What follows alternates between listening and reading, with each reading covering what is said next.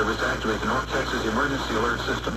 The National Weather Service has issued severe thunderstorm warnings for southwestern Parker County and northern Hood County until 8 o'clock.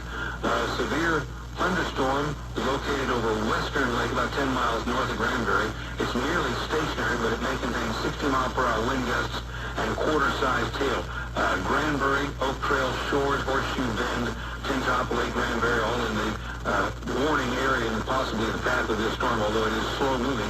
This also includes sections of Interstate 20 between mile markers 393 and 394. Once again, a severe thunderstorm warning for southwestern Parker and northern Hood counties until 8 o'clock. A severe thunderstorm is located over Western Lake, or about 10 miles north of Granbury. It's nearly stationary, but may contain 60-mile-per-hour wind gusts and quarter-sized hail.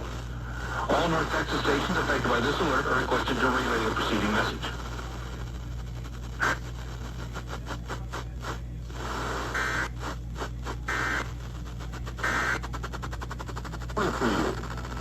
Medical Center.